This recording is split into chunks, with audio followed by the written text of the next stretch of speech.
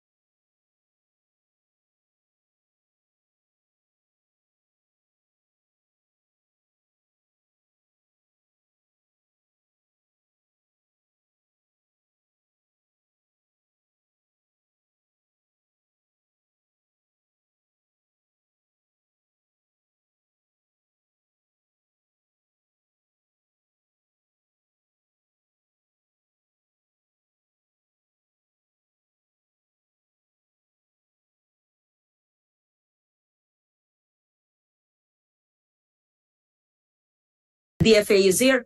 Let me just state that the issue of DFA and APO will be dealt with in another session, possibly because it's a security issue, in an executive session or just a briefing in my office, right? But it's for that here. Sige. Can we proceed with the last page of the presentation before we left off? That was the Barangay Information Network. Who was making the presentation at the time? The Philippine Information Agency, Madam Chair. Were you done with your office of the secretary? But, well, if I may be allowed, I'm just Madam so, Chair. ano, here's sa Senado, sandali. Sorry, Senado. Lighting. Pag tumitingin ako dyan, ang pangit. Lahat kami, pangit, di ba? Ang lighting. Tinan nyo ha, sa House of Representatives, ang gaganda nila. Ang ganda ng lighting. Hindi. That's part of communications. Tanong nyo sa House, sa HOR, ano bang ginagawang lighting nila? Mayroon silang uplights. Magaganda, lahat ng testigo nila, maski mga galit sila doon, ang gaganda ng ilaw. Dito, maski na masaya kami, pangit kami. Bakit gano'n? Hindi no kami pangit. Diba? Pero, sige. So, lighting. Sino bang in charge dito sa Senado? Okay, nagpapatawa lang ako. Okay, we can proceed. I apologize for being late and to finish. Thank you, Madam Chair. May I proceed?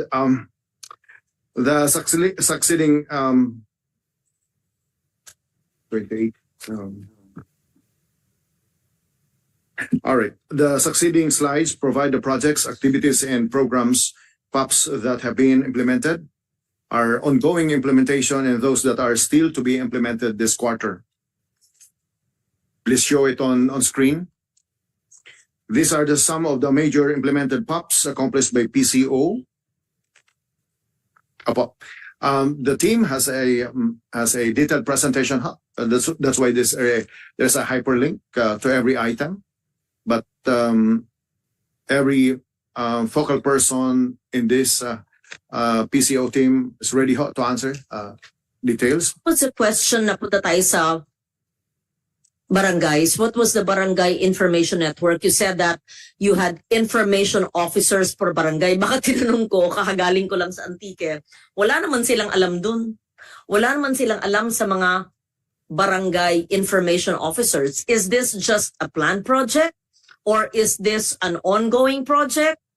Or is this going to be just funded so you will implement it next year? And is this a propaganda machine for politics because it's an election year? So which? Torres. Yes, ma'am. Ilang barangay po sa Pilipinas? Magandang tanong po yan, ma'am. Meron pong 42,011 barangay. Oh, nag-iba na naman anong... Yes, ma'am. 42,004 barangays according... Ulitin natin. Ito na naman. Yes, ma'am. Yes, ma'am. Staff ko, mali kayo. So, 42,011. 42,011 barangays following 3 plebiscites held recently according to the Commission on Elections, ma'am. Ulit, 42,011. Yes, ma'am. Following 3 plebisito na hinold ng Yan na ang Commission on final. Elections. Yes, ma'am. Ayon sa COMELEC. Yes, ma'am. Pero sa record po ng PSA, tama po yung staff nyo, 42,004. May PSA ba dito? Your Honor, meron pa. Kayong mga ahensya ng gobyerno, magkaisa. Ayan na naman tayo. Just to clarify, Your Honor. Yes, what's the difference of the 42,011 of the COMELEC and the 42,004 of the PSA and the 42,025 according to Mr. Torres that you said? 45, ma'am, earlier. Huh? 42,045 earlier. 42,045 last week. Yes, ma'am. Ibig sabihin, nag-abolish ng barangays, naging 42,011, nag-converge, nag-cluster? Yes, ma'am. Kasi sabi mo, Duterte time, 42,045. Yes, ma'am. Ngayon, 42,000, according to COMELEC, 11. So, what's 45 minus 11? 34. Yes, ma'am. Oh, ina. 45 minus 11, 34. Yes. So, may 34 barangays na nawala.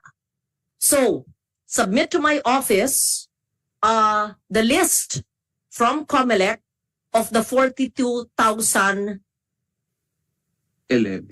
No, what is it now? 11, ma'am. 11. To COMELEC. And what are the 34 barangays that were abolished, deleted? If you claim that in the Duterte time, which was your source in the first hearing, there were 42,045, correct? Yes. We must know what happened to those barangays. Were they abolished?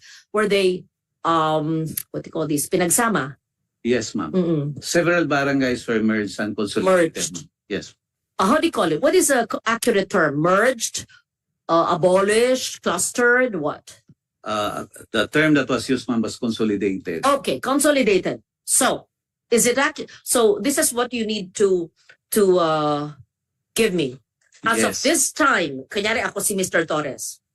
As of this time, this was my source. Duterte administration, this office. And show me the proof. It was 42,045. However, in the past years and to date, as of this day, according to this government agency, different from my first source of last week's hearing, it is 42,011.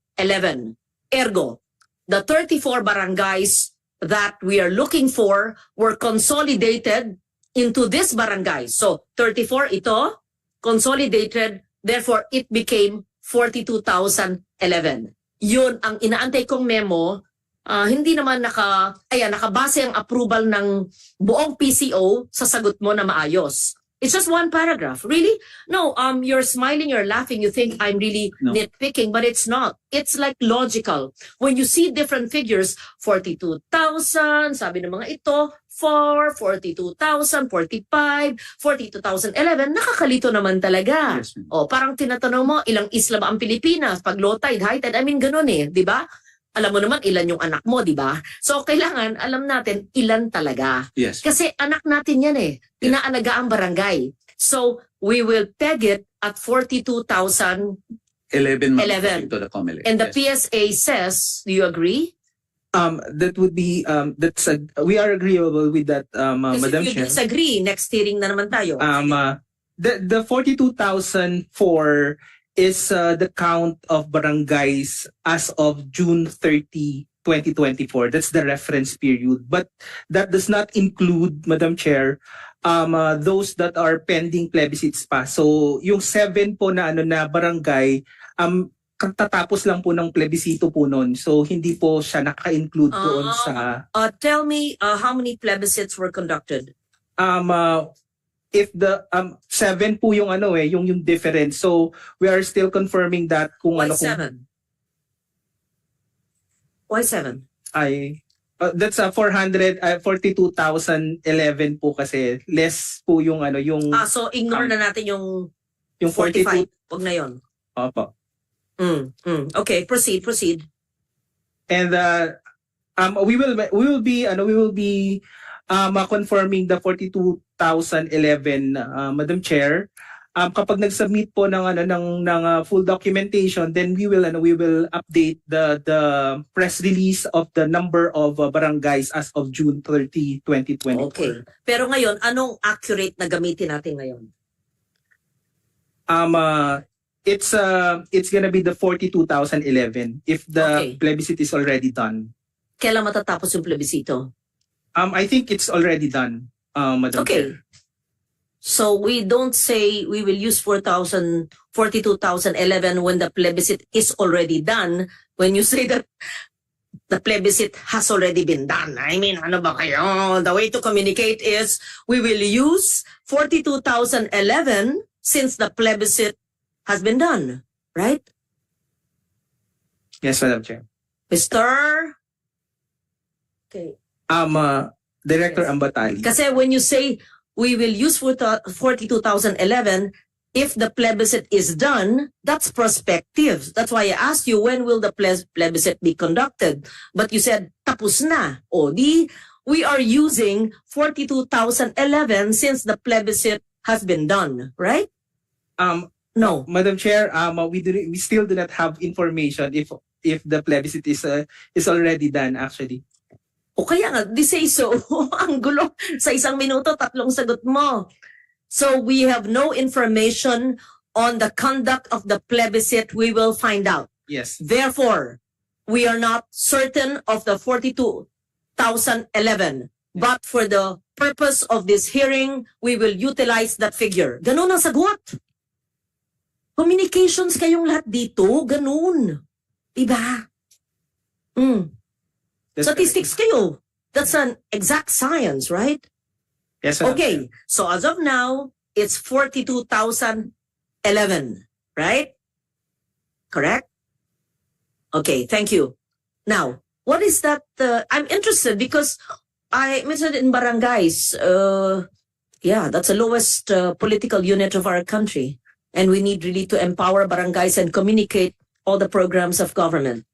So what was that, Secretary Chavez, the barangay program that you were initiating? The PIA initiated that project po in the barangay level. You were asking last time how many barangays actually participated and the impact of these information officers. And in fact, you also asked us, the PIA, whether or not that information is effective and information officers in existence in every barangay. And maybe the PIA Director General may refresh his answers to those questions, Madam Chair. Yes, ma'am. Sa 42,011 barangays po, sa ilan na nyo napatupad yung barangay information network ninyo? Anong klaseng programa ang inyong sinasagawa sa mga barangay? Meron ba kayong assessment sa epekto o impact sa mga barangay? Dapat pang pondohan yan, bigyan ng tulong, or hindi matagumpay, kalimutan natin? Ano po? Yes, ma'am. Good morning again. The PIA, in partnership with the DILG, initiated the Barangay Information Officers Network in a memorandum dated August 27, 2020, ma'am. It was successfully implemented in Region 9 and one in Region 6. This initiative Again, Region 9 and Region 6, ma'am. and Region 6. Yes, Okay. ma'am. Anong lahat ng barangay sa Region 9 at lahat ng barangay sa Region 6, ewan ko bakit sa amin na 590 barangays walang may alam ni isa. So Ma'am. paano magiging matagumpay?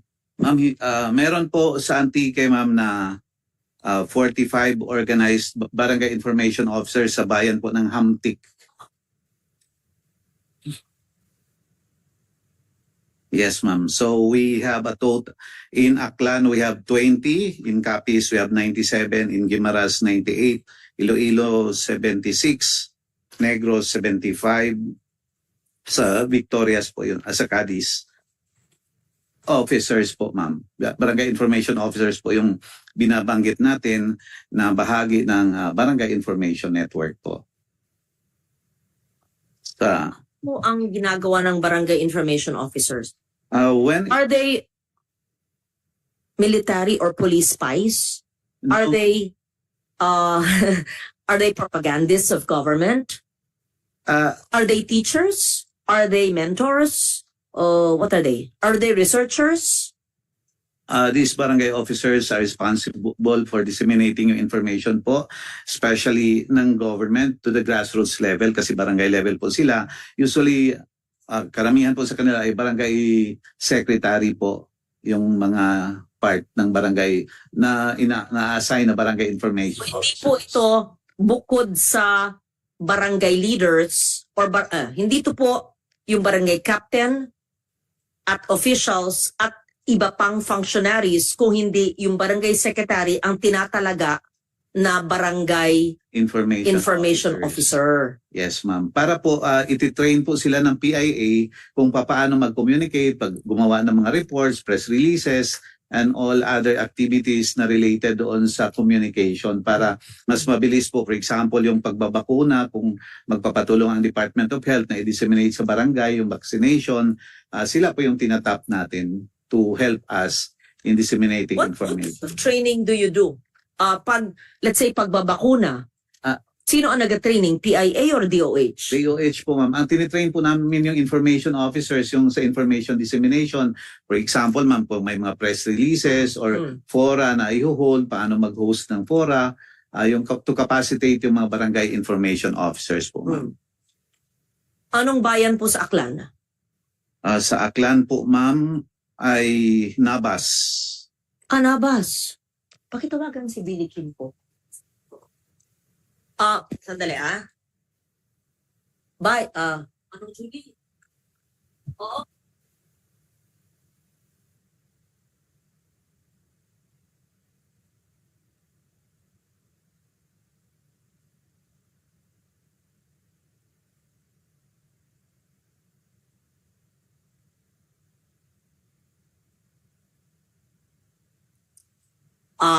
Mayad nga aga, yes, narinig po kayo ng buong Pilipinas, baka naka-Facebook Live po tayo, nasa hearing po tayo ng Presidential Communications Office at ang Philippine Information Agency ay nagsasabi po na meron po silang programa sa Hamtik kung saan po kayong mag-ama ang mayor at vice mayor mula po sa simula na ginawa ng Diyos ang Hamtik. Okay. Okay, mga pasipikador o mga kaibigan natin. Okay.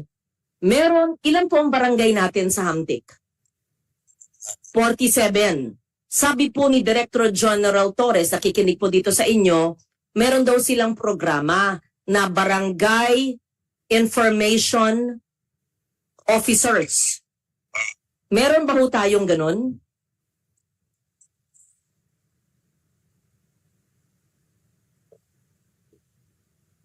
Sa munisipyo.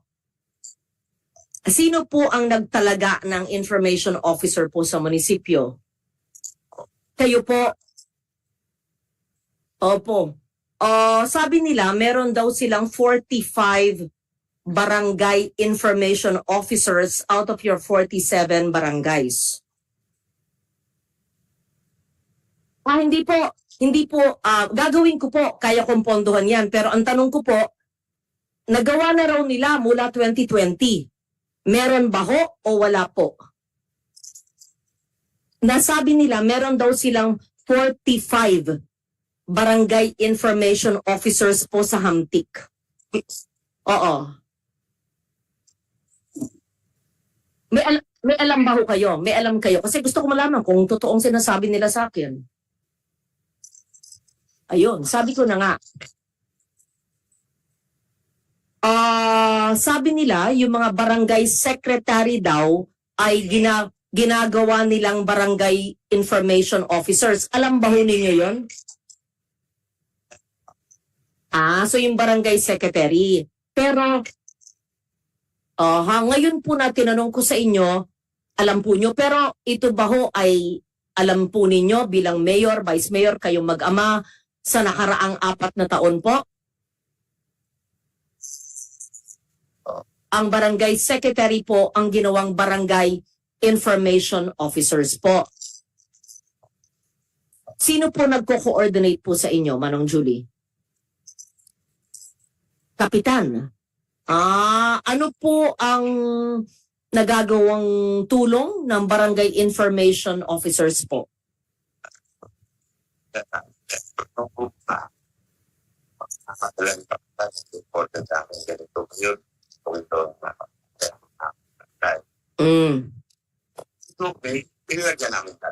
Magkano po sa inyong kaalaman, you may not know, but after this call po, pwede kong hingin sa inyo ang impormasyon. Tawagan lang nyo, 1 o 2 barangay secretary, magkano po ang binigay na pondo ng national government sa Philippine Information Agency, kung meron man na sweldo nila. At kung walang sweldo, anong klaseng training? Opo.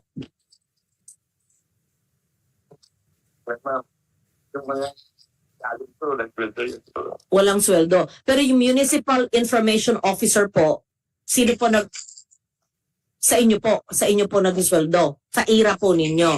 Okay po. Sige po. Kung ako po ay magpopondo, allowance man lang, honorarium ng barangay information officers para po, let's say, yung mga kailangan ng tulong sa trabaho, magtutupad, o yung mga may sakit, kailangan medical assistance, MAIP, o yung mga 4P families na gusto ng Sustainable Livelihood Program, mag-SLP, o yung mga ati at irainon natin sa bundok, o anong kailangan, di ba po? Yun. O sige, ayan na. O ipulong ninyo ngayon. Ako yon. Popondohan ko ang Barangay Information Officers Network ng 590 barangays ng Antique para i-roll out natin ang lahat ng tulong ng gobyerno mula sa DOLE, at makinig kayo mga ahensya ng gobyerno nakikinig sa akin ngayon. DOLE, kabuhayan. Ibig sabihin yan, bigasan, nego-cart, anumang ang tools at equipment para sa kabuhayan. DOLE Tupad Cash for Work ay maaring 10 hanggang 30 araw. DOLE GIP, Government Internship Program sa mga kabataan 30 years old and below or above pero may kwalifikasyon na magre-report sa barangay. DOLE pa lang yan. Pwede na DSWD Sustainable Livelihood Program para sa 4P families. Pwede yung DSWD AIX Assistance to Individuals in Crisis sa mga nasa krisis at palaging may krisis. At maliban dyan, yung mga gusto mag-TESDA, whether STEP, yung may equipment o yung wala, or yung gusto magpa-scholar tulong-dunong sa CHED sa mga universidad na state universities and colleges at pagpribado, pwede rin naman may MOA yan kasama ng CHED or pwedeng through AIX for scholarship assistance. Marami pang iba. Ganito dapat, PIA kayo magsalita. Dapat sa ulado po ninyo ang programa ng gobyerno. Okay, maliban sa tatlo, DOST CEST, DOST Community Empowerment for Science and Technology for innovation projects like what I did with the University of Antique. May mga research projects sila for MSMEs para sila'y magkaroon ng kabuhayan. Kung ano yung sinauna na alam na skill doon ay buhayin. Kung ano yung yaman ng lupa, gaya sa amin may clay, pwedeng may pottery or brick making para may kabuhayan ang tao. Tama, Manong? At sa bundok, ilan po ang ating bundok na barangay sa Hamtik sa 47? 15. O, ganyan. PIA, tulungan nyo ako immediately this week. Magpadala kayo ng mga tao, i-train nyo, akyatin nyo yung bundok ng 15 po, 15. Ano ang may kailangan na patubig? Ano ang kailangan na kuryente? Ano ma-empower yung at magkaroon ng disenteng pamumuhay ang 15 barangays na mga ati o iraynon? Iraynon ba tayo dyan o ati lang po? Ati. Magkaroon tayo ng ati community. Because you claim, PIA, na merong tayong barangay secretaries trained to be barangay information officers. May I ask, after this hearing, hindi po kayo, Manong, si PIA po kausap ko, mag-submit ng report from Hamtik. I want to see a sample report, what kind of memos they submit of the barangay information officers. Pero Manong Julie, salamat po sa pagtanggap ng tawag ko ngayon umaga. Kaya nga magaling, pinakamagaling talaga kayong mayor, alam nyo lahat, at saka pero kailangan natin ng tulong ibigayan para alam natin kaagad yung mga ibibigay na proyekto. Tama pa ho? Sinong magaling? Yung programa o yung senador nyo? Si Inday Loren. O sige, narinig kayo ng mga tao. Ano po? Ano? Oo. Ay, ayun, narinig nyo. Kung walang ticket, walang Inday Loren. O sige, kayong bahala kay Kong AA. Okay po. Okay, sige po. So sang-ayon po kayo, ipamalita nyo sa lahat ng mayor at vice mayor, gagawin ko ehemplo ang Antique sa communication dahil pag hindi na communicate ang pangangailangan, paano matutulungan ng gobyerno? Tama ba ho? Ang galing ni Manong Julie. Okay po. Okay po. Salamat po. Bye-bye. Thank you. Okay. Did not know. So you have to magaling si Cesar. Anong pangalan ng inyong programa, 'di ba? At saka ibigay nyo sa akin, patingin ng sample ng report ng mga barangay secretary na training nyo into Barangay Information Network. And how often is their reportorial? Every day, every week, every month, every quarter, what? Every month, ma'am. Every month. Yes, ma'am. Can you call the mayor of Nabas Aklan? Tawagin. They report to the PIA, the Barangay Information Officers. They report to the PIA. Sino po ang nagkakalap ng report? In every province po, meron po tayong at least isang tao na from PIA kasi kulang po yung wala Sino po, yung PIA ng Antique? Tala. O, alamin nyo. Sino yung PIA Antique? Region 6. Yeah. Pakialam sino yung PIA ng Antique. Si Pitinglay ba? No? PNA yun. O, sino yung PIA ng Antique o yung sa region? Then after this hearing, please, before the end of office also, give me, I just want to see their memos I want to see the Hamtik report para focus. I want to see a sample of a provincial report. And I want to know the reason why you chose Hamtik out of the 18 banwas. Bakit kaya? Diba? Yun. Madam Chair, let me Yes, handle Secretary. this. Let me handle this. Let me classify this as a prototype of a project for barangay information officers. Right now in my data, at least 2 personnel from PIA, Chingamor and Esther Dosa. All right. Okay. On this project, Barangay Information Officers Network, let me handle it. My office and the PIA. Let me do the concept of operation. That includes monitoring and evaluation. The course module, so that the deliverables are very clear. Why? You'll handle it, Secretary, as a new secretary, but I want to know, it's a 4-year program. So I want to see the course module, what kind of training they did to the barangay secretaries. Are you familiar with what you've done? What there kind were- of training? Yes, ma'am. There were several trainings on, for example, news writing and reporting, how to handle reports from the ground, ma'am.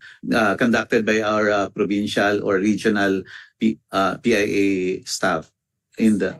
Yes, ma'am. Because sometimes very basic report writing, we Okay. use the 5 Ws and 1H. Because, Yes. for example, if there are incidents like disasters, they have to write reports very Yes, okay. Yes, So it's we really would- not news writing, it's writing. It's Yeah, memos. right. Yeah, not necessarily Writing news. reports, Okay. yes. So writing. So kindly give me the modules you've had since you came in, no? Wala naman kayo po dyan ng 2022. 2020, 22? Okay. From the time you came in, how many courses have you had? And what kind of reports? I just want to have an idea, right? And you said that you only rolled it out in Hamtik in the whole of Antique and only Nabas in the whole of Aklan, right? So hindi naman lahat. Hindi kaya, ma'am, kasi wala tayong tao. So Wala kayong tao.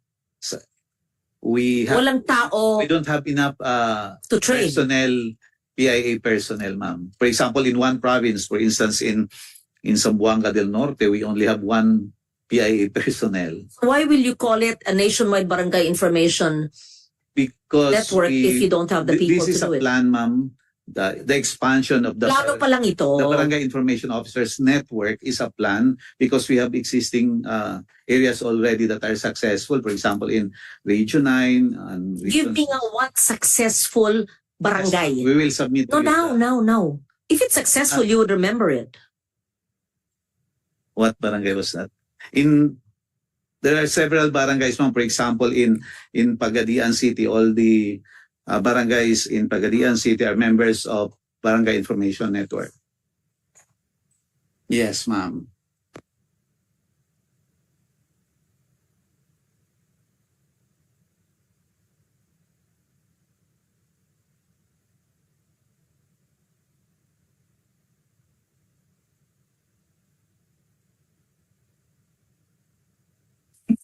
Because they were able to update us on the status of their barangays, and we were able also to conduct information drives in several barangays.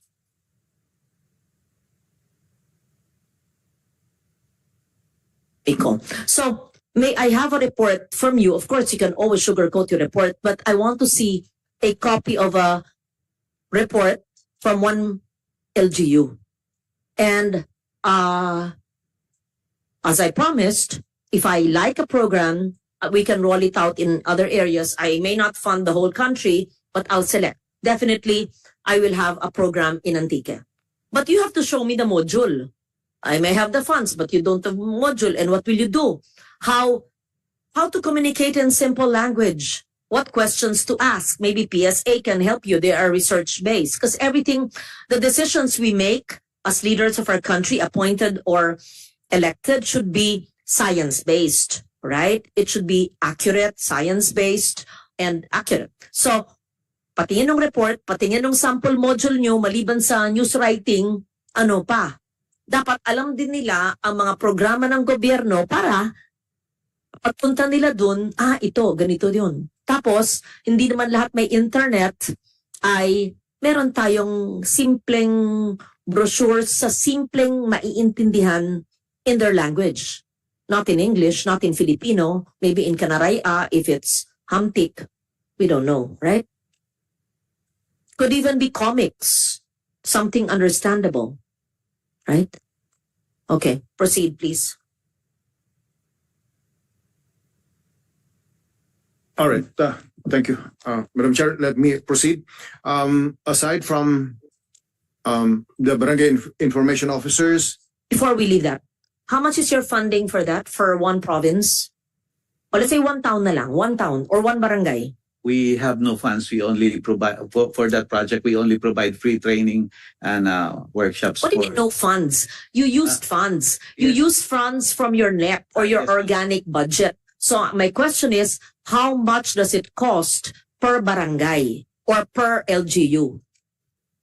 What do you mean you didn't have funds? You just did it using your organic funds. So Yes, ma'am. We just do it was an idea and you did it without any additional- amendment. But how much more or less did it cost? We only provide a per diem of the personnel that go to the barangays, ma'am. Since you say that you utilize the barangay secretary, should it be the barangay secretary or it could be any barangay official? Usually it's the barangay secretary, but sometimes the barangay chair would appoint somebody. Okay, so barangay secretary and or the choice of the kapitan. Yes. And we need the module, the cost, the frequency, and an assessment since you started it. Okay? Yes, ma'am. Yeah. We will provide you all. Okay, thank you. May we just offer Yes. as information, ma'am? Yes, Yusek Tala. The upcoming barangay information officers network gathering for regions 9 to 13 is going to be conducted in partnership as a partnership between PCO and PIA. For this po, we allocated 7.4 million to cover the 5 regions with a total count, for example, ma'am, for Region 9, 681 barangays with total participants of 1,000, with corresponding amount of 2.069 million. We'll submit, ma'am, to the committee this information for your reference po. Thank you.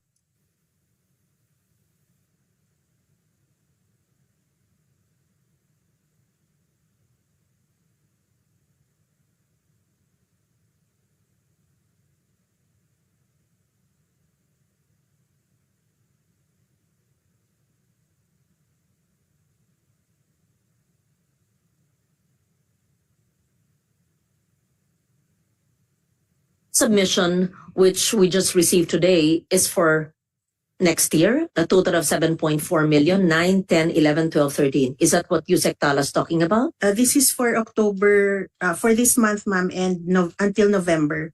They will be conducting 5 regional. Using your funds that you already have? Yes, ma'am. Okay. Apo. It says August to December 2024. Why did you select only these regions? Ma'am, we wanted to pilot it in Mindanao, especially because of the need to reach out more people in the barangay in the hinterlands to bring the projects of the for this coming month, ma'am.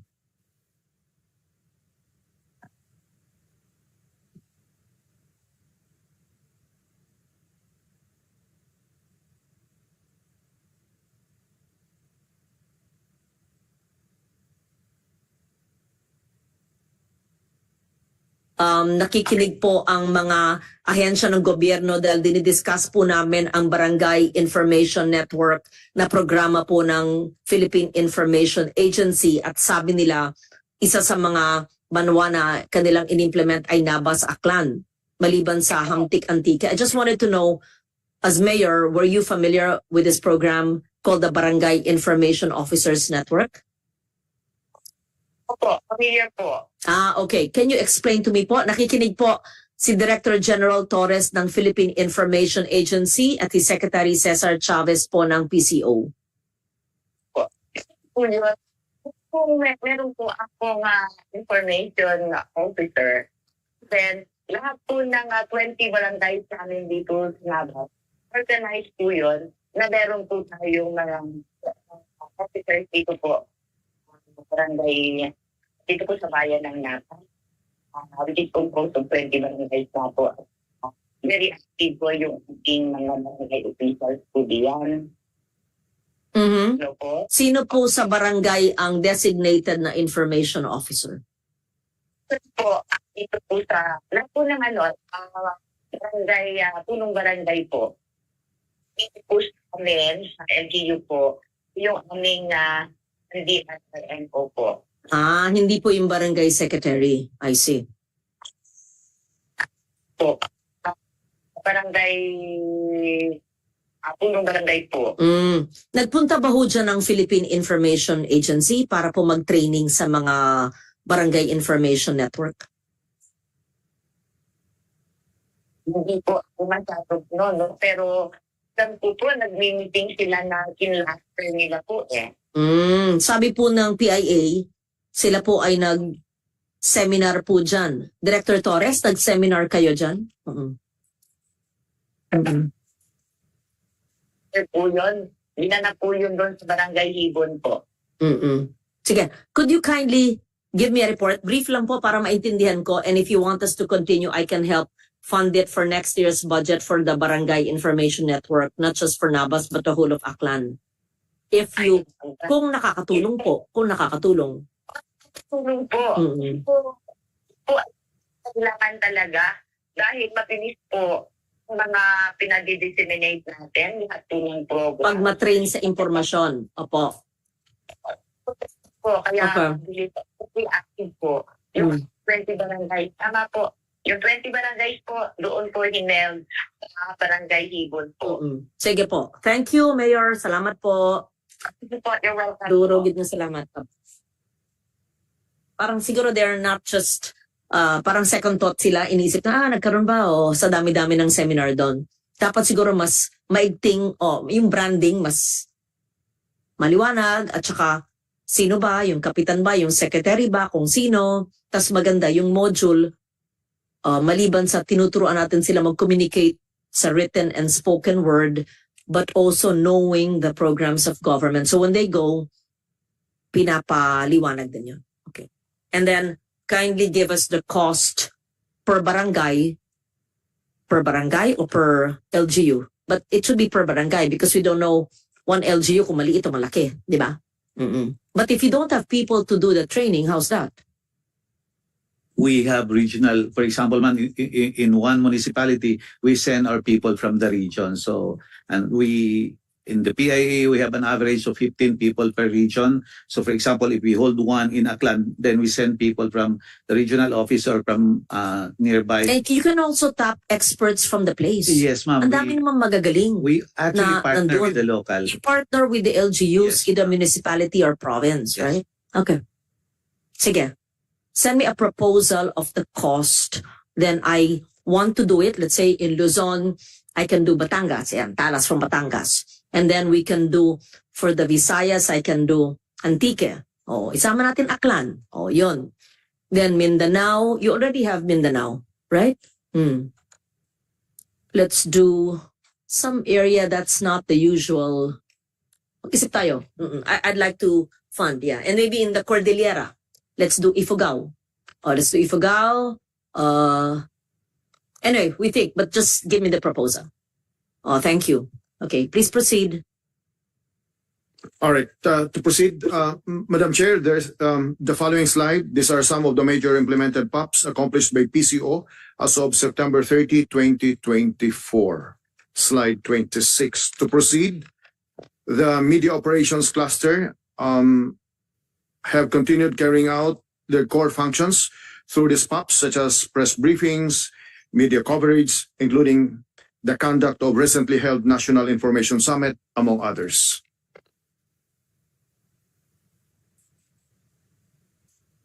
To proceed, this list shows some of the POPs that were accomplished earlier on.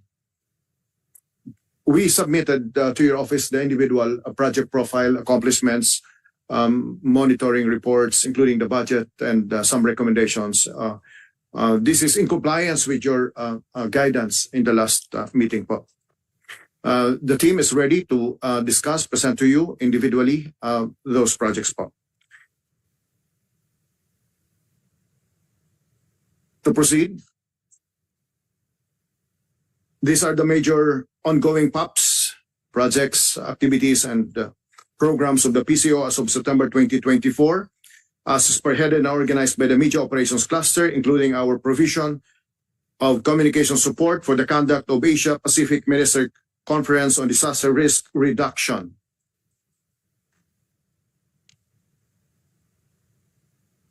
I know what you're doing for the Asia Pacific Ministerial Conference on DRR. When is that? This October already, right? What is the role of the PCO, please? Who's in charge? Who's the focal? Pero zero. Anong ibig sabihin ng zero? No amounts? No amount, participating only. Oh, okay. Who's the focal here? But no Good amount. So morning, you're using your Madam Chair. organic budget, right? Good morning, Madam Chair. The Morning. focal person for this is the director from my office, ma'am. So the funding is carried by DENR, madam. We are co-chair for the communications. Can you brief me about the Asia Pacific DRR conference? Ma'am, this is the first of its kind being held here in the Philippines. It is a ministerial level conference where we have we have sent invitations to all of the countries in Asia. And as of now, so there are already, the target number of attendees for this is 300 to 400. But after the DNR, we are very proud to say that after the DNR sought the assistance of the PCO for promotions, they have now over 1,000 registrations. So this will be held in PICC. In fact, the run-through for this will be tomorrow. So the objectives are to review the progress and on implementing the Sendai framework, which essentially, ma'am, is to strengthen networks and partnerships between the Can you countries. please tell me the difference between the Yogo Framework for Action and the Sendai Framework? Ma'am, I would have to look into the Yes, comparison. because you're doing the communications, right? And you Yes, mentioned the Sendai Framework. Yes, Yes, that was 2015 in Sendai, ma'am. and I was there. I led the delegation. So I see. may I know, please, from the PCO, what is a Sendai Framework for Action, since you're co-chairing the DRR conference? Just brief me, because I may have forgotten from 2015. May I know i-flash lang nyo, or just say it. What is a Sendai Framework for Action? And how was it transitioned from the Yogo Framework for Action? And if the Sendai Framework for Action is the peg of the Asia Pacific Ministerial Conference, please explain. Thank you. Madam Chair, we are calling into the room now the director who is the lead for this, so she can answer specifically. What I have here, ma'am, are pointers for the Sendai framework, which focuses on. So I have here 4 points. Firstly, understanding disaster risk. Secondly, strengthening disaster risk governance to manage disaster risk. Thirdly, investing in reduction for resilience. And lastly, enhancing disaster preparedness for effective responses. how will you be able, do you have a communications plan for the Asia Pacific Conference on the RR? Yes, ma'am. It's already ongoing. So Can we the have a copy role- of the communications Of course, plan? But you have a zero budget. You're just using your organic budget. Yes. We please give us the communications plan for the DRR conference. That's on October 16, Correct, ma'am. right? It's 2 weeks from now. Yes, ma'am. So there should be a pre-conference, pre-ministerial conference, press conference, right? And communications on iMedia and on social media, and the conference itself, and a conference communications plan. May I see that? Are you ready with it? If you're not ready with the plan, can you kindly submit before the end of office hours whatever you have? Yes, I want to see. Yes, Madam Chair. Yes. We have the reports, but we will put together everything that you have asked for, ma'am, and submit that before 5 p.m. today. A way to deal with natural hazards and for disaster risk reduction. But all of that should be communicated, understood in the local language and or dialect in the different regions, provinces, barangays of our country. Yeah. So I need to see, please, your communications plan. I want to see how the PCO prepares for a major conference, in the country. Yes, Madam Chair. We will submit the communications plan before 5 p.m. today. Do you have it ready? You can flash it here, or hindi pa kayo handa? Madam Chair, may I please give the floor to Director Faith De Guia, who is in charge. Okay. Is the PCO focal point person.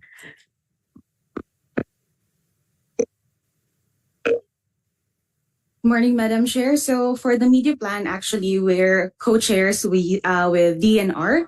It's the focal in DNR. That would be ASEC Rochelle Gamboa po, and USEC Malu Ernie. So we're actually just guiding them basically because what they need is they need help to get extra media mileage because this topic basically is parang intimidating kasi siya for the regular audience. So what we're trying to help them with is to ensure that it reaches the relevant stakeholders. Okay, para maintindihan everybody here in the room, including those my staff, basahin nyo ang Yogo Framework for Action. Basahin nyo ang Sendai Framework for Action.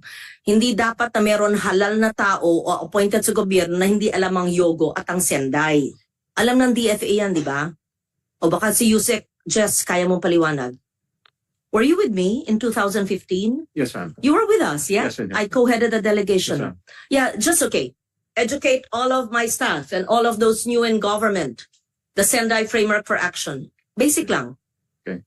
Well, Yusek, Jess Domingos recognized. Thank you. Thank you. Thank you, Your Honor. So basically, Sendai focuses more on the prevention of natural hazards through implementation of plans, programs, whereas the Hyogo framework focus on the understanding of the risks and responses entailed in natural disasters. So the difference would be, Yogo was 2005 to 15, Yes. right? We transitioned from Yogo to Sendai 2015 to 30? To 30? Yeah. Yes, ma'am. Okay. I believe. Not 25. Yes. So in Yogo, they aspired to reduce disaster losses by reducing the risk. Everybody, you check if I'm correct, as a global champion of DRR, baka nakalimutan ko na, to reduce the risk. Pero dapat, hindi lang reduce, di ba? We should prevent it. Kung naka-preposition, dapat i-prevent, di ba? Prevent. And then Yogo was also improving resilience. Remember, this was 2005. At that time, puro response-oriented. No.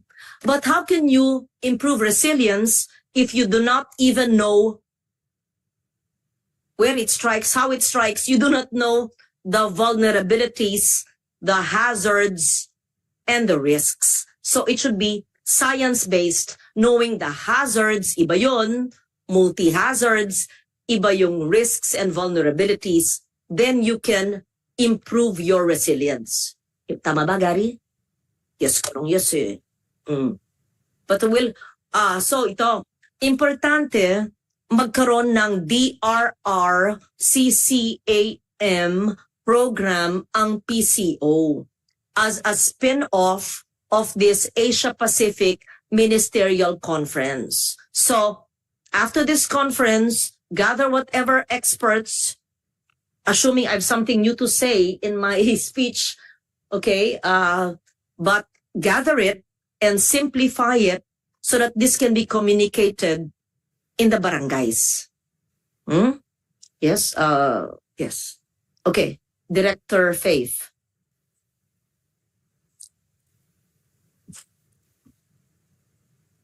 We're actually working with DNR po with regards to simplifying the technicalities that's involved in this conference. So what we're going to be helping them with basically is to release, to help them with media mileage. So we're going to assist them also with social media plans. So we're going to be covering each events. We're going to provide coverage via photo releases, PRs, captioning, and also live streaming of the event. So basically, technical work po yung ipoprovide namin tulong sa kanila. So DNR takes care of That's the substantives. the substantives. But it doesn't mean just because you're media, you just do, okay, we do Facebook Live, we do live streaming, okay, we post the PR, that's it. No, you should understand what you're covering and posting, right? Yes, po. Yes, po. Yes, so I'll have a separate meeting with the media team, with Tala and Cesar for this before the event. And I want to see, first, maybe we don't discuss it now. Give me your media plan.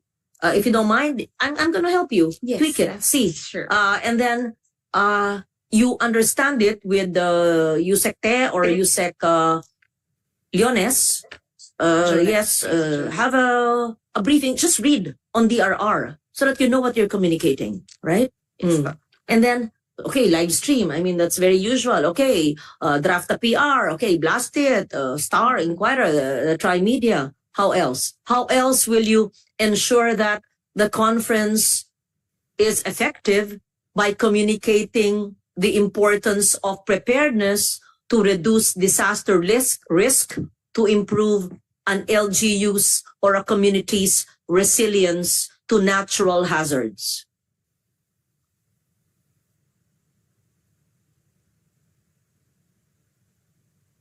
Looking into getting parang champions po from each LGUs to talk about their best practices, what they did during specific disasters, natural disasters. So parang ano po, mga stories nila on how they went about it para mas relatable po siya actually sa masa. Yes po. This is very broad. Maybe you should improve on this. Anyway, The sige. detailed calendar, Just- Chair, we can Just kindly provide po. give me the media plan after the session, after hearing. Copy. Okay, Thank you so much. Are you new in government? You've been here. I'm new po, particularly. New? How new? Just joined in this administration po. And before that, were you in media? I was in corporate po. Okay. Sige, thank you. Let's proceed. So, I need to see the media plan for the DRR conference. Pan din man sayang, Asia Pacific yan. Oo. At sana yung maintindihan doon, yung matutunan doon, magamit din natin sa mga LGUs. Diba? So it doesn't stay in the minds of the speakers and the experts and hanggang sa atin. Sige. Okay, proceed. Thank you. All right, thank you. Thank you, Director Faith. To proceed, these are also some of our ongoing projects.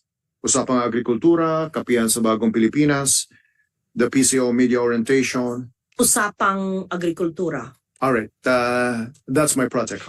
What is that? All right, Usapang Agrikultura, we utilized on-air online in sustainable speed and sustainable focus so that 5 to 6 in the morning in all radio stations of Radio Pilipinas, about 28 of them will feature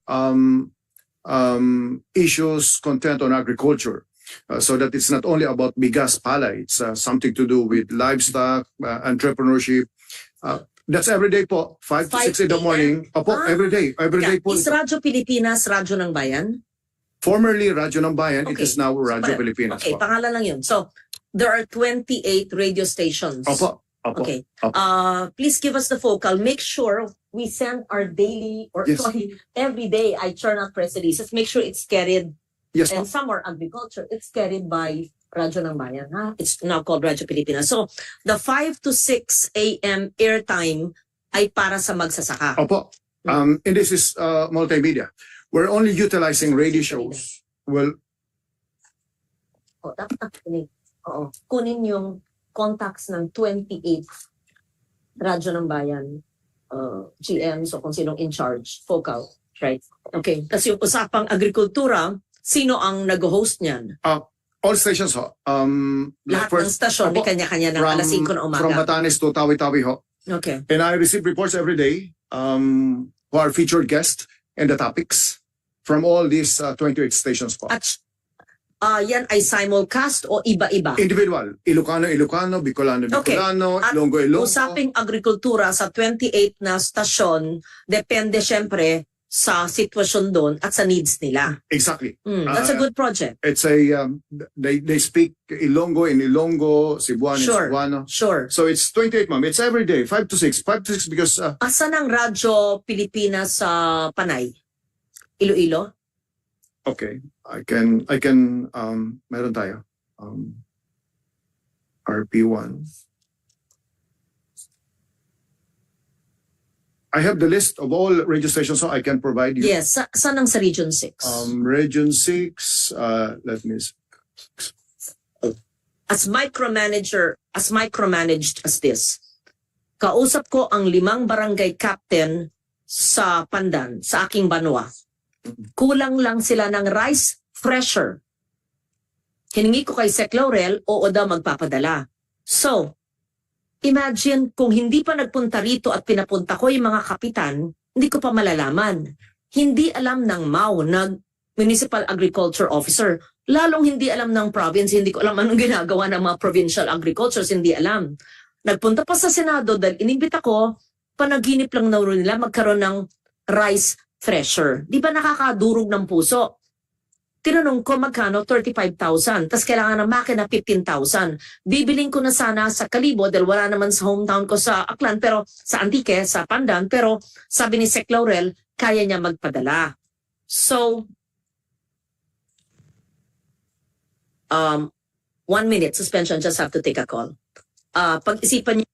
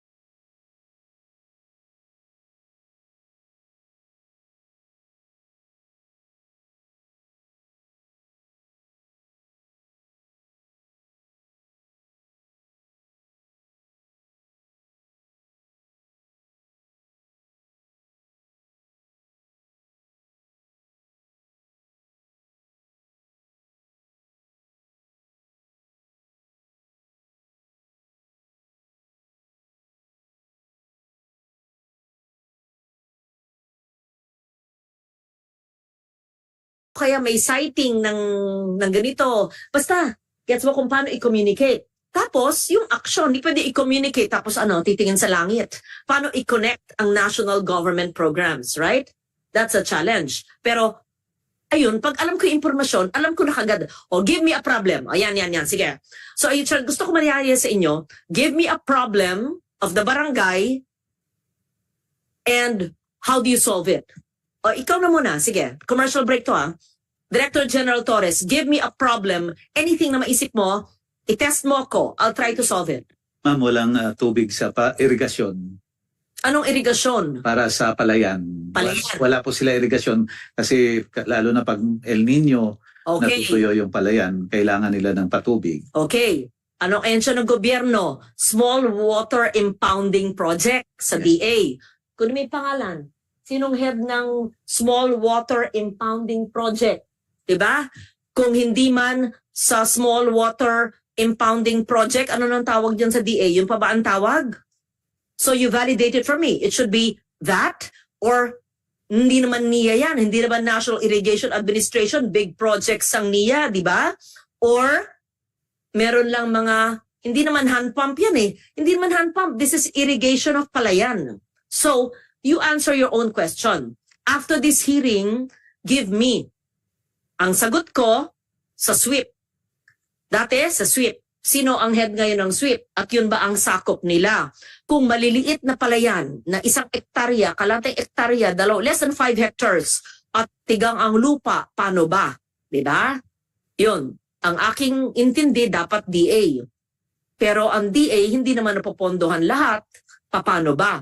So yan ang isa sa mga impormasyon sa mga palayan na barangay na meron tayong Barangay Information Network. Yan din ang sinasakop. Gusto ko malaman ang sagot. Sa 5 a.m. bukas, talakayin nyo. Care of successor. Yung sagot mo at yung sagot niya, ipapagsama ko. Oo. So pag hindi ngayon syempre tigang ang lupa, pero moving forward, Pebrero, Marso, Abril, titigang ang lupa. Paano? Paghandaan natin yan. Diba? Tapos, kunin nyo kay Mayra, tawagan lahat ng 18 na MAU ng Antique, ano ang solusyon sa tigang ang lupa na walang patubig at ilang hektarya kada banwa at sinong ahensya. DA yan, alam ng DA. Pero ang kukumpletuhin na memo sa akin ni Director General Torres would be DA. Anong programa ng DA? Sino yung head ngayon ng SWIP? Hindi ko alam yung bagong head ng after 2022. At ano yung programa nila? At ano yung budget nila? Sa budget nila sa NEP at sa GAB, wala pa yung GAB, sa NEP, sapat na ba yan? Diba? So yun ang delikado. Pag sumagot ka, dadami ang tanong. Pero tama naman yung tanong mo. Right? Successor, ask me a question. Quiz tayo palaging ganyan, ha? Solid waste. Ay, Barangay. nako! Para ka nagtanong sa we put fish in water. Republic Act 9003, the institutionalization of the segregation of waste at source and recycling. Who authored the law? What year? January 2001. 2001. Okay. Ecological Solid Waste Management Law. Paghihiwalay ng basura sa nabubulok at hindi nabubulok. Bakit mahalaga? Kasi kung isang tumpok, lahat yan lalagay sa landfill. Pero kung nakahiwalay ang basura, sa bahay pa lang, maski ba informal settler ka, yung pagkain. Okay, babalatan ko to, kakainin ko yung saging, yung balat saan mapupunta? Hindi dapat isama yung balat sa isang plastic waste o latak. Dapat to, pag kinakain, yung balat mamaya sa food waste. At meron tayong bin na pang food waste. Sabi nyo, kasi may bin kayo. Paano yung mahihirap? Hindi. Hiwalay. Magbungkal ng lupa, ilagay doon ang mga food waste. Tapos tabunan nyo ng konting soil para hindi naman bangawin. That's food waste. Next, bote, lata, plastic. Yan ay maaring resikulo. Meron dyan mga junk na rinresikulo nila yan, may pera sa basura. Kung hindi food waste, kung hindi bote, lata, plastic, maaring infectious waste. Yan, iba yan. Ang infectious waste, binubukod yan. Tapos yung hindi pa sakop niyan, residual. Yun na lang. Tagalog, latak. Anong ibig sabihin yan? Yun ang mga kukolektahin, lalagay sa environmentally engineered sanitary landfill. Anong kaibahan? Pag walang ESWM RA 9003, sama-sama ang basura, lahat sa landfill. Pero pag may striktong pag-segregate ng waste at source, recycle, compost, hanggang 80% may diversion. Ano ibig sabihin diversion? Ay naging food waste, organic or fertilizer, or na-recycle. 20% lang ang kukolektahin mapunta sa landfill. O, ang laking diferensya. Hindi nagabundok ng basura parang Smoky Mountain nun or Payatas kung may disiplina lang ang Pilipino sa paghiwalay ng basura. Do I make sense? Did I make sense in 1998 when I first wrote the law? Right? Yusek, Ridaw, how do you communicate that to the Filipino people? First, are you convinced? Or dapat magkasama ang basura at hindi sinusunod yung batas? Ma'am, actually, the PCO launched through the direction of successor something very similar, which was Kalinisan sa Bagong Pilipinas, and recycling was part of that din po, informing at the barangay level the ways in which we could all participate in the cleanup through recycling. It's not just recycling. Recycling is just one. It should be segregation at source. Because how can you recycle if you don't segregate? So, segregation at source, recycling, and composting. Bakit tayo bibili ng imported fertilizer kung kaya natin gumawa sa ating bahay-bahay? Maski sa paso, maski walang lugar, ilagay mo lang sa paso at may konting soil, di ba? Ganun. So, parte yan ng usapang agrikultura. Parte yan ng barangay information, ha? Director Torres, isama nyo sa module ang paliwanag sa ating mga batas sa kada barangay, sa kabundukan o sa karagatan. Bakit punong-puno ng plastic waste? Paano tinatapon doon? Bakit nagbabaha ang Metro Manila? Maliban sa dumadaming populasyon, dahil ang mga daluyan ng tubig, ang mga drainage ay puno ng single-use plastic, bumili ng ganito, tinapon dyan na lang, or may basuran siya, natapon. See? So, communication so important. May patas palang ganyan. People know already. Matitigas ang ulo. So, iba pa yun, pagpatino ng matigas ng ulo, iba pa yung pag-communicate dahil ignorante, dahil hindi alam nandyan yung batas. Kaya, communication is half the battle won. Right? Okay, please do that as a template. I mean, part of your module. Dapat nandyan ang pagpatupad ng paghihiwalay ng basura sa nabubulok at hindi nabubulok. That's basic and simple. Celi Bueno, what have you learned from me in the decades you've known me?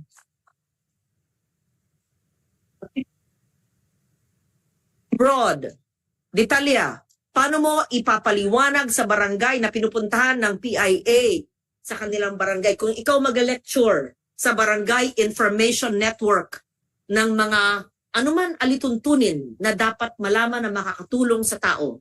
Ma'am, yung water impounding, kasi may iwasan yung, di ba, kapag nagpanahon ng El Nino, salat sa supply ng tubig, pero yung ginagawa ninyo, di ba, doon sa inyong restaurant sa Tagaytay, kapag panahon ng tag-ulan, naiipon yung water. So, panahon naman ng tag-araw, magagamit yung naiipon na tubig.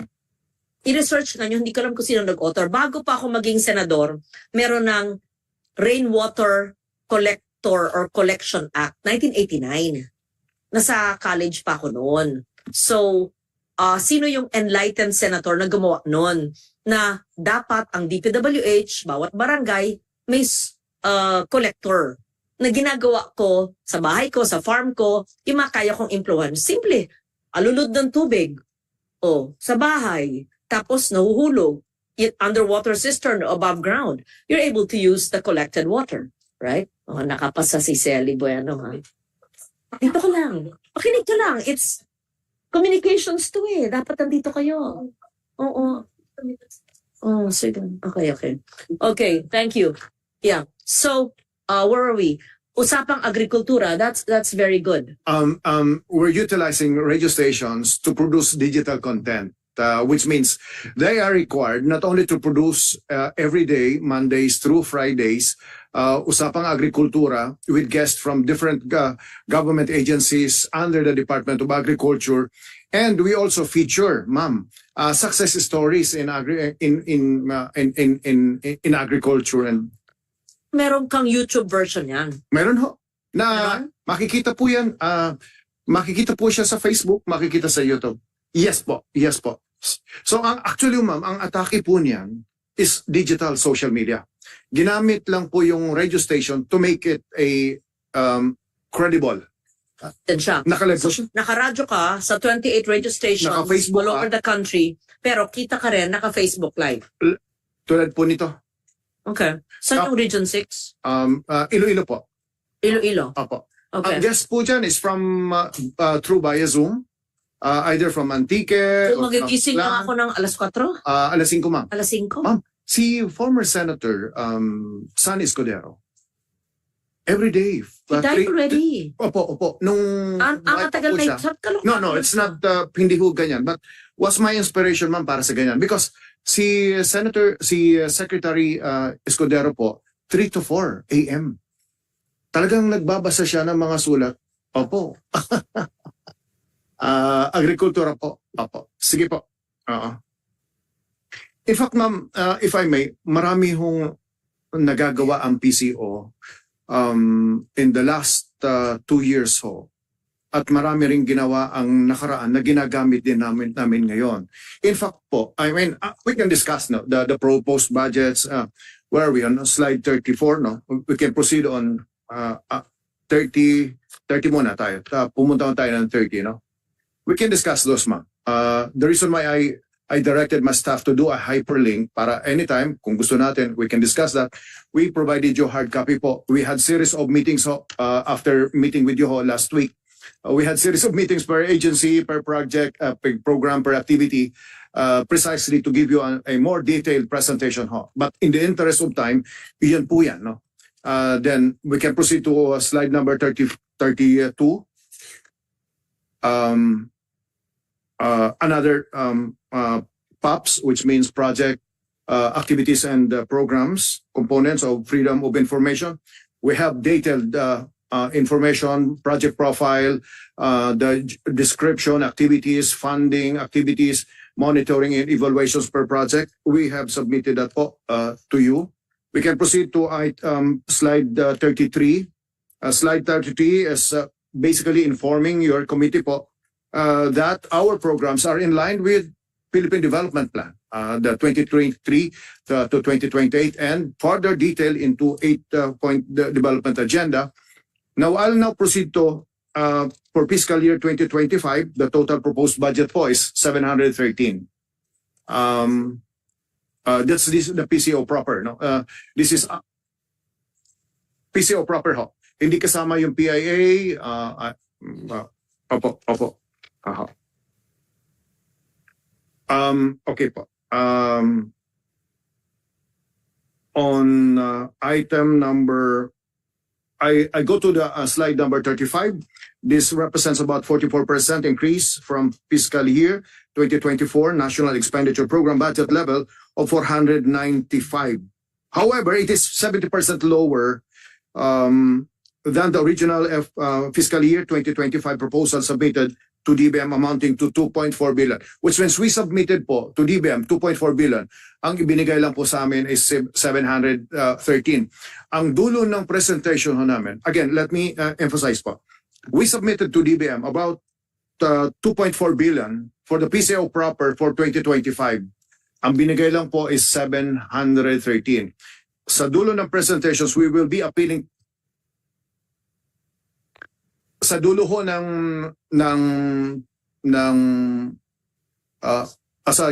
said po 2.4 billion ang nirequest po namin for 2025.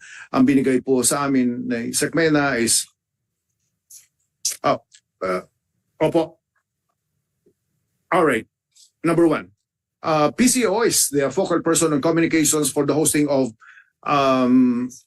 ASEAN Summit 2026. I participated on ASEAN when I was with youth and DOTR po. For 2026, there's estimated of 390 meetings from technical to technical working group to senior officials meeting to ministerial meetings to head of states. Give me your communications plan for ASEAN for 2025. Apo. You already have? We have yet. No, that's why it was not funded by DBM because you don't have the communications plan for ASEAN. The basis po of our proposed budget for 2025 is almost similar to the 2017. Just give it to me, please. Apo, we will. What was the deleted amount of DBM? We're ready po and we're ready po with that. I want to see, first, I want to see the communications plan next 2 weeks of the Asia Pacific Ministerial Conference on DRR. Second, I want to see the module of the Barangay Information Network. And third, I want to see the ASEAN communications plan on the run-up to the 2026 ASEAN hosting. Proceed, please. Will comply po. If I may proceed on budget dimensions, slide 36, as to the various budget dimensions of the said proposed amount, the succeeding slide will show the breakdown of this proposed budget allocation. More than half, or around 67%, of this amount will go to maintenance and other operating expenses, while personal services PS component will have a share of 31%. Only I want to know what the PCO is doing. Where do I go? Do you have, what is your, what platform do you use? all right. There's a PCO Facebook. Okay. What's your following? Ilan na ba tayo ngayon? 3? Ma'am, recently we hit 3 million followers on Facebook. I'll visit your Facebook page. It's an active and engaging, because our job, number one, is on presidential decisions. Every day, number one is on presidential decisions. So Sec- it only covers the president or any program of government. including other government agencies. Only in the executive, not the Senate, not Congress. No, ma. No, but only when they're signing, then you include us. Opo. So Or even if I send you my press releases, you will not carry it because you're only carrying presidential events. it doesn't follow po. Because you are covered by the state media. We have reporters here. PNA Channel 4. There's an. Let me explain the integrated news. The PCO with PIA, PNA, the Radyo Pilipinas, and the IBC 13 and PTB4 is one. Agency. We're one hub. If you do a speech, if you do a press statement, you go somewhere in Bicol or in Ilocos, you are covered by PIA, you are covered by PNA, you are covered more logically by Channel 4. That is transmitted to us. That is transmitted to us. That is transmitted to us in the hub, in the Unicom. In the same is utilized, that content is used by the state media po.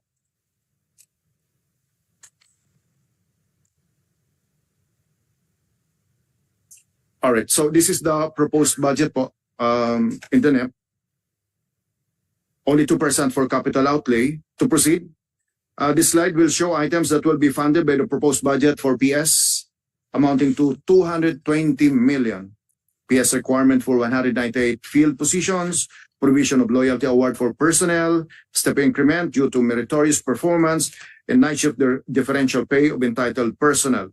To proceed, our proposed budget for MOE in the amount of 478 million will be used for recurring expenses, travels, provision of additional MOE requirements for newly created offices, logistics, communications, media production services, among others, and provision for ICT requirements per updated by ISP. To proceed, the continuing cost for internet, satellite, subscription expenses, repairs and maintenance of ICT, purchase of semi-expandable ICT equipment, and other expenses related to ICT trainings. On the capital outlay, our proposed budget for capital outlay for fiscal year 2025 is only 14 million. Will be allotted for procurement of additional ICT equipment. Next, 90%, 97% of the total amount reflected in PCO proper, kabilang po ito, for proposed 2025 budget under the NEP pertains to the agency-specific appropriations directly intended for our operational expenses and implementation of core programs and projects.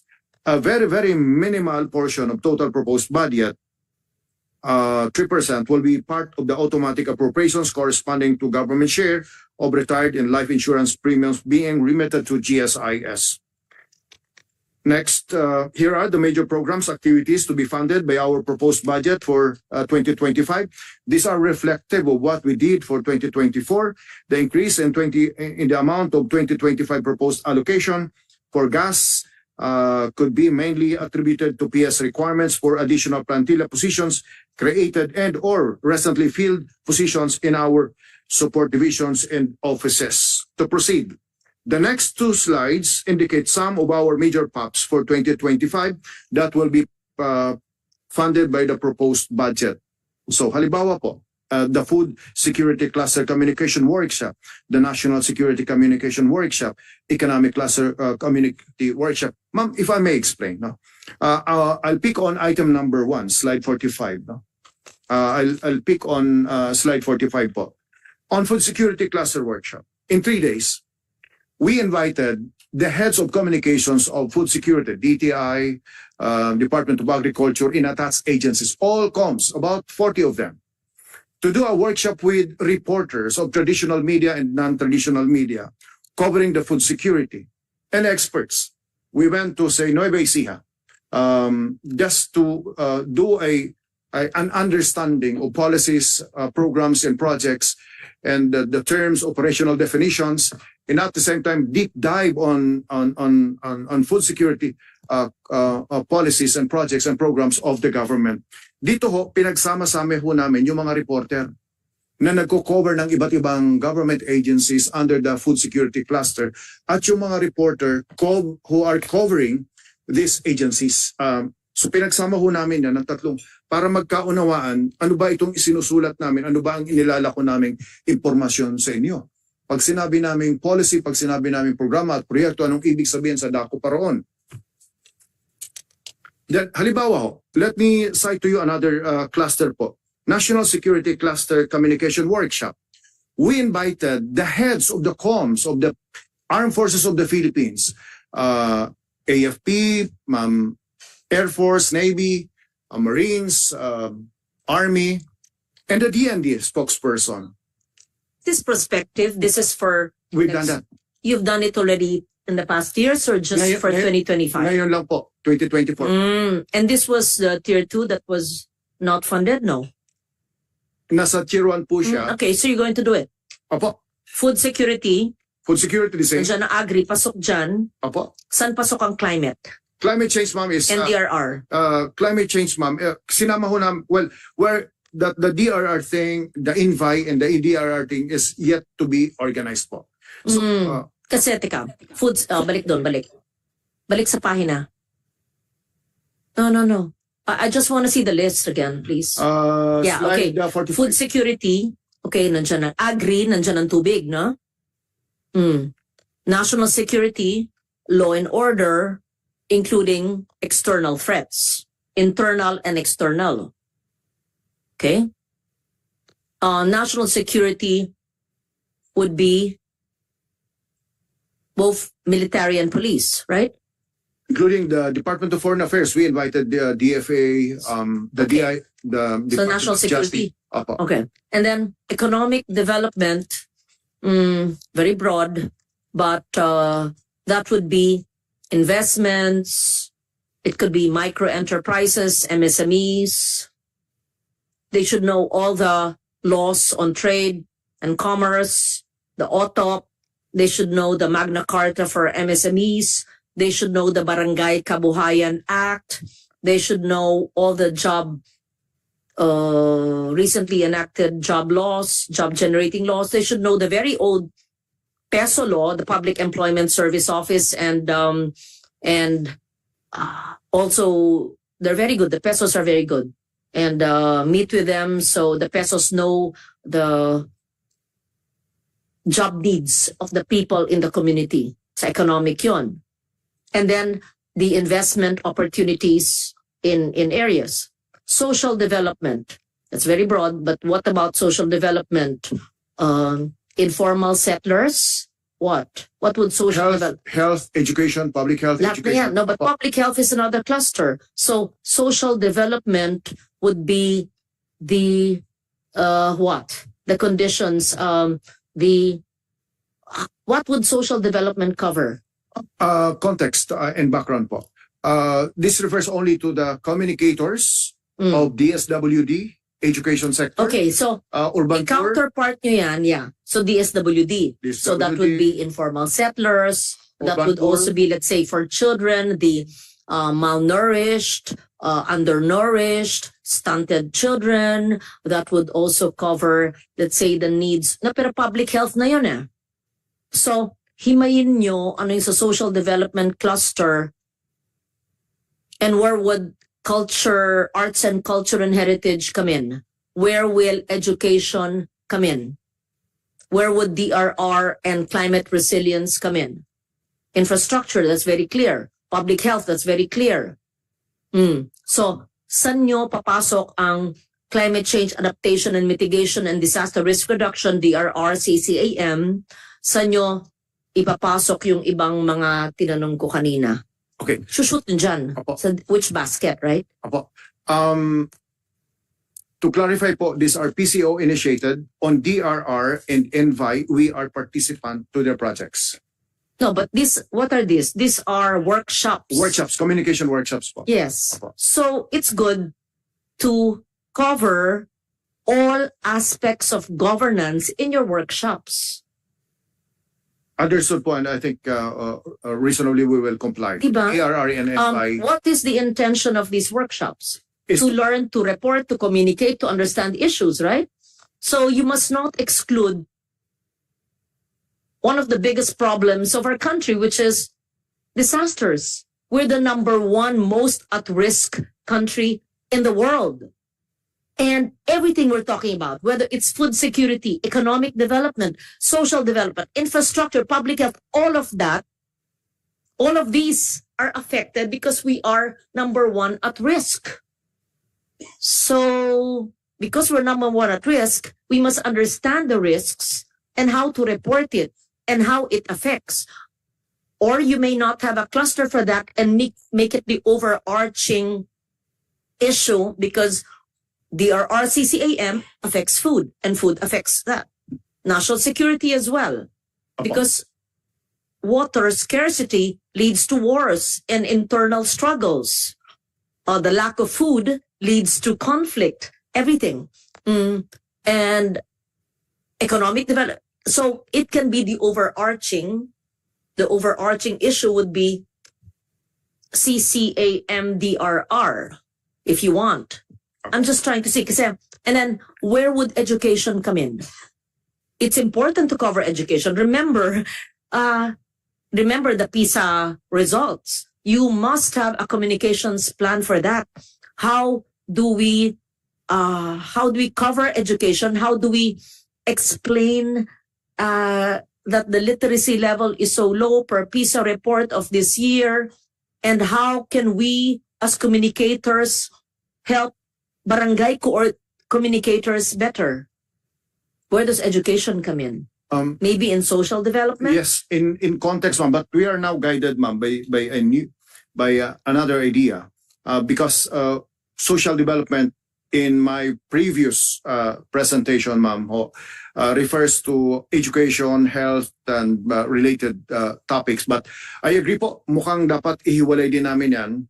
While item number 1, item number 2, while it is true that ecological security is the highest form of security and therefore overarching to all these components, mas mabuti hong siguro ihiwalay na rin namin po. We will, sinulat ko na po yan. Environment, climate, and resilience. Then you must have education, innovation, right? Social media, that's where it comes in, right? Artificial intelligence. In fact po, there's another slide, but agree po with you. In fact po, we just conducted the National Information Summit where all station managers of Radio Pilipinas and all heads of PNA, PIA in the regional and provincial level for 3 days, ma'am.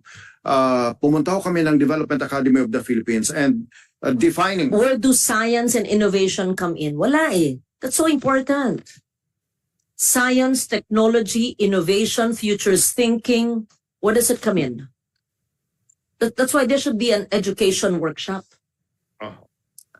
Education from basic, traditional basic, and then higher ed, then innovation, and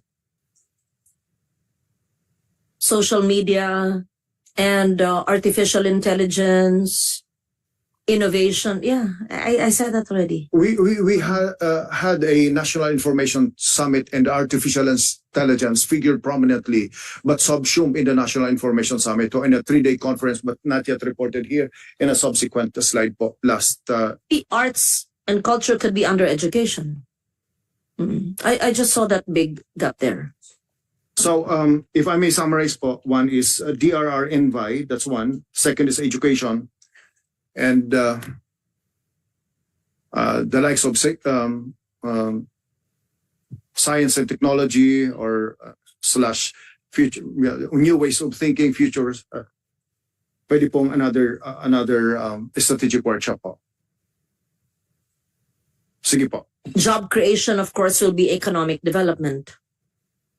Subsume in the economic development po. Yeah. Subsume in the economic development cluster of communications. Again, ito po yung mga communicators from the government side and communicators from traditional media. Nagsasama ho sila ng 3 araw para i-define ano ang strategic issues, anong trends, anong dapat matutunan sa mga sinasabi ng taga-gobyerno na dapat mauna. Di bali mag-away na... Where would, let's say, ASEAN come in? Where would, let's say, where would the US elections and its impact that would come under maybe national security, foreign relations? National security, nandyan ang foreign relations, right? Where would the West Philippine Sea issue under national security and China? Yeah. Okay.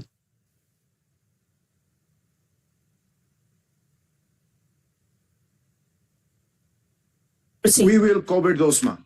We will cover those. In fact, it was not difficult for us to organize these workshops po.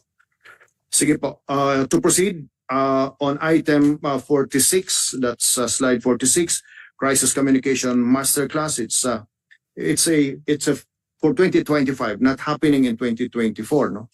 A print media conference, etc., etc. I still have print media conference. Is that still relevant? So traditional, so print, media, radio. Print is still, ma'am, let me Yeah. contextualize You don't have it. television. So it's only print and radio. Let me contextualize po ito. From our point of view, traditional media is still the #1 producer of social media content. Opo. So, importante pa rin ho sa amin ang television, radyo at print. No? A radio workshop and print media, but no television workshop. And no social media or digital. We have in other slides po.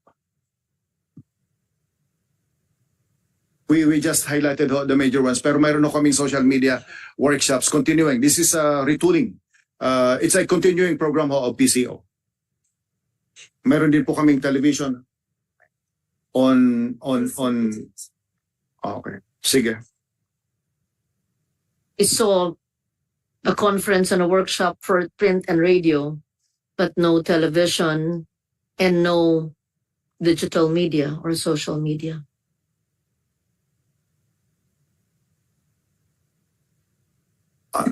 Yeah.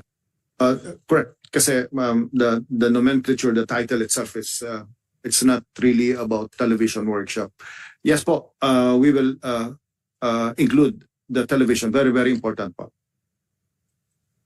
Yung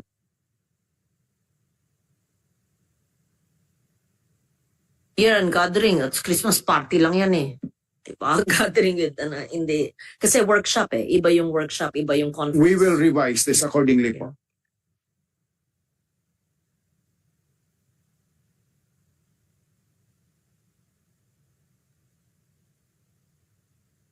All right, to proceed, if I may,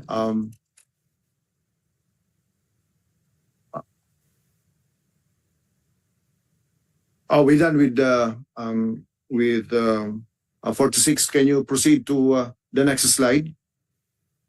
Then the next slide. And the next slide. Okay. What was that all about? 100 million, 300 million. What do you mean? Additional budget for the procurement of equipment. Oh, capital outlay for the Visayas Hub. Whose amendment was this?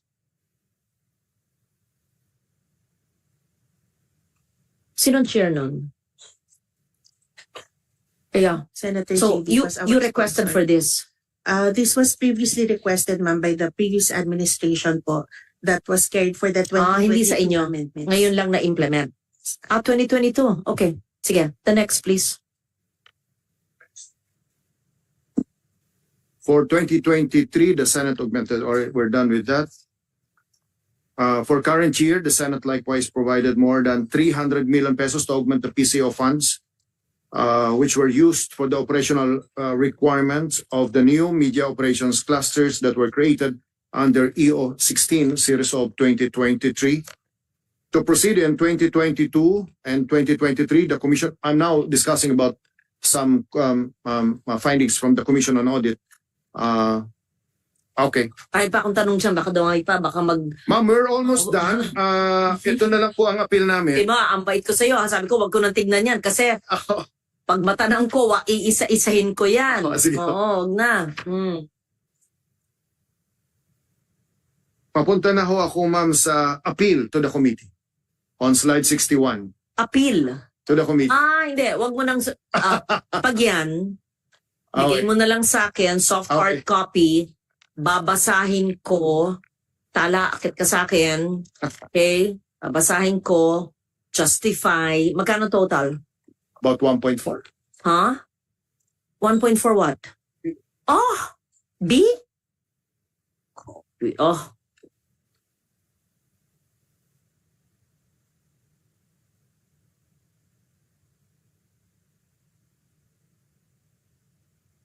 Not.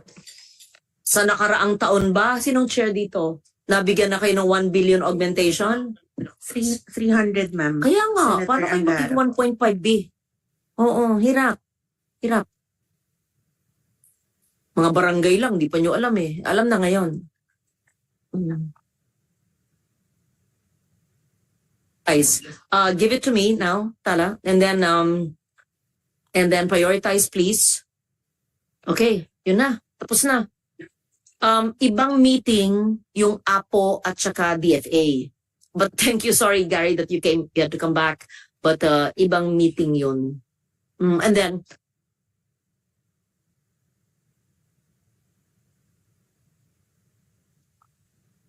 for the, Franchise, you IBC 30. wanted me to file a bill on the renewal of your franchise, right? Good afternoon, Madam Chairperson. The franchise of Channel 13 was already approved by the House. It's sponsored by Congressman Joey Salceda. We attended the workshop. Yeah. We attended the workshop for Yeah, somebody requested me to file a bill on your renewal. Madam In the Senate, it was passed Chairperson. by the House. So there's no need for me to file. The But I was renewal willing of to do- our franchise is pending with the Committee on Public Service. Yes. Okay, We met with them already. we'll support. Yes, ma'am. Thank you very much. Thanks. Wag ng PIA. Si Toby. PTV4, you're the GM now? Good morning, Madam Chair. Hi. Toby. I assumed this fairly recently in mid-June, ma'am. Just June. Yes, ma'am. Siguro iba yung usapang PTV4. But you receive a budget from us, right? That's correct, ma'am. For KAA. You're not 2024. Yeah. But we are also a Who's GOCC. Radyo Pilipinas? Araw, ma'am. Hi, Dindo. How are you? Good morning, It's under Bureau of Broadcast. Yes, ma'am. Ang Radyo Pilipinas. Yes, po. Yung Radyo ng Bayan. Ang PTV4 under Toby. That's TV, right? That's correct, Okay. Madam Chair. And PNA, who's head of PNA? PNA is Under po just sa News and Information Bureau. ang kayo PNA. po. Sa News and Information Bureau, ang PNA for content. Yes, ma'am. Then PIA, who's the head of PIA?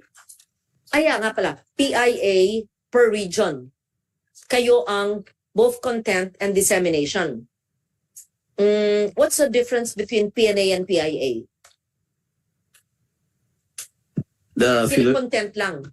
They're a news agency, ma'am. We are the grassroots communicators. Okay. So we bring do content also. we also do content, ma'am.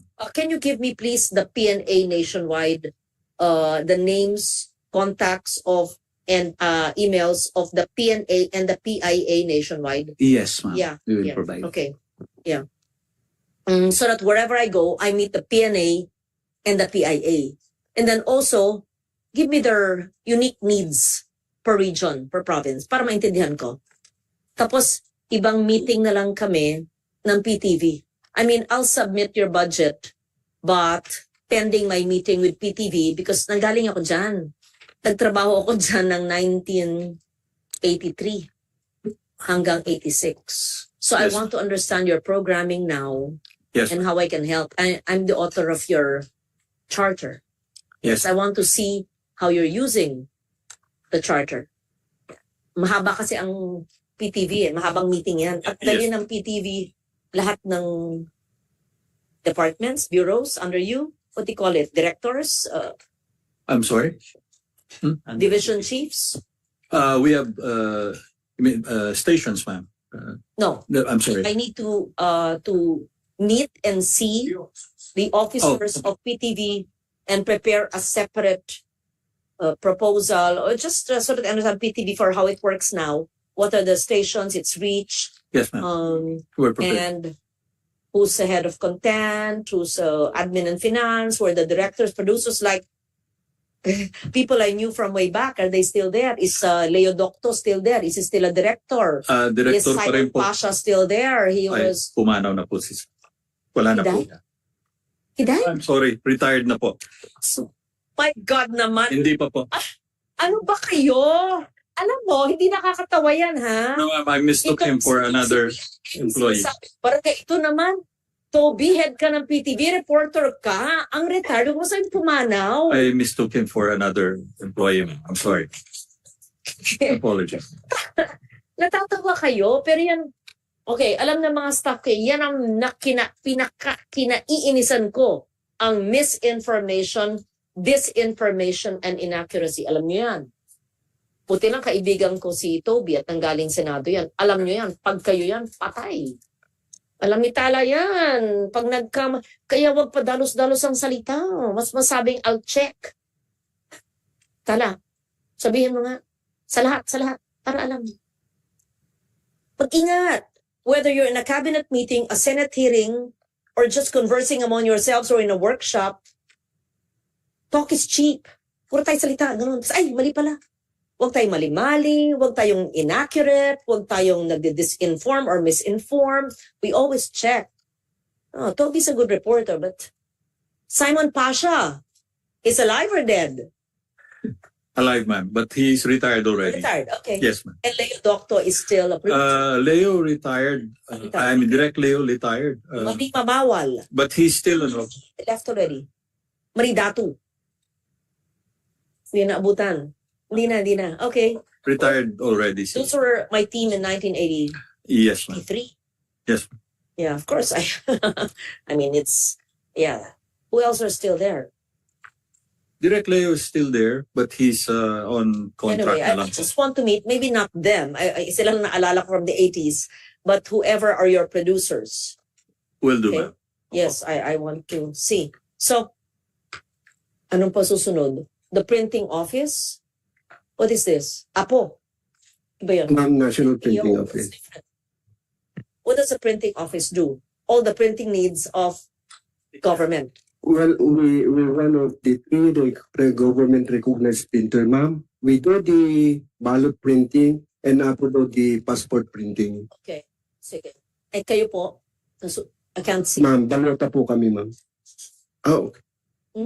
DBM. DBM. O, dito. Okay. Okay na. Hahaba pa. Nakamakahanap pa na. Yung submissions, alam nyo. Then I want to see their Facebook. Yeah, 3 million followers. Okay.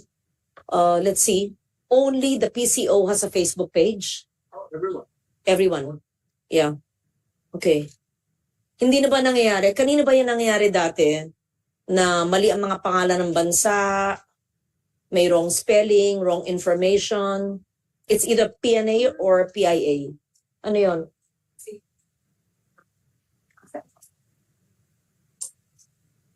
Basta. Oo. Dati, sa mga nakaraang taon, may nangyayaring ganun. Ano? Ano? O basta, wag na magpangita pangalan. Hindi na nangyayari yun sana, no? Wrong information, right? Yeah. Okay. So, we scheduled the Apple meeting. It's just going to be a meeting and the PTV4 meeting. And please submit the tier 2 or those you want me to support. And I'll see whatever I can. Kung ano sabihin ni recommend ni Tala.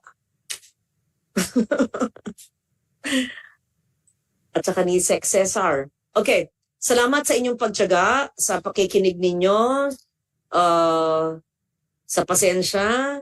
I didn't mean to make it difficult for you. I just wanted to understand your budget and I want to be of help.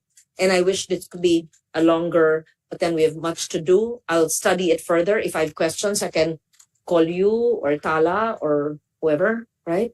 So thank you. I'm waiting also for the communications plan for the Asia Pacific Conference and ASEAN, right? I don't have to summarize what I said. And I hope that, we can help each other. The Bureau of Broadcast handles what? Only radio. Radio, ma'am. Radio lang. Then we also have our Facebook pages in the different stations. Bureau of Broadcast would have both social media and radio. That's the initial shift to the digital. So I was wondering, no one's in charge of digital. Kayo na rin yun. Halos lahat po across the platforms of PCO are now initiating the digital pages. So why don't you change your Stockman. name?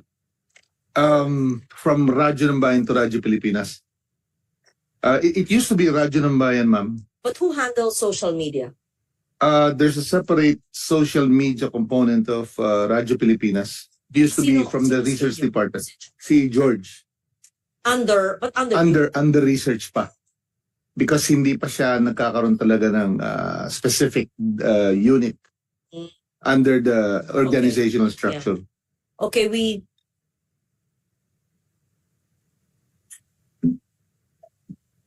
isa pa? No,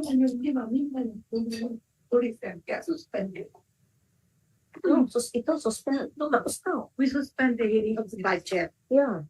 But you Wala have to close the budget. It has to be for plenary. Kaya nga problema na. We suspend. We suspend only. Suspend only this PCO? No, ma'am. You suspend your hearing. My hearing. Briefing pa lang to. Hindi PCO lang. It's only a briefing pa lang. So the budget is approved for plenary, but the briefing is only suspended. Hindi pa pala hearing ito. Yes. Since the GAB is not yet with us. So we suspend the briefing, but we consider the budget as approved, subject to an increase. I will not decrease you. Subject to an increase after my study. Sige, thanks. If you give me good proposals, then I can always increase your budget. Right? Tama ba? Then, right? What did I do with tourism? When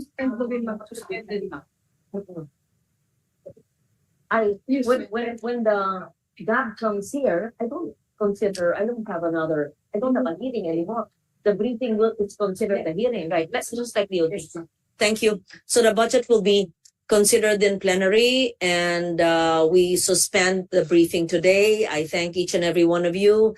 I hope you enjoy your lunch, which is not a good lunch. Yes, thank you very much. And I will wait for the deliverables to the office. Thank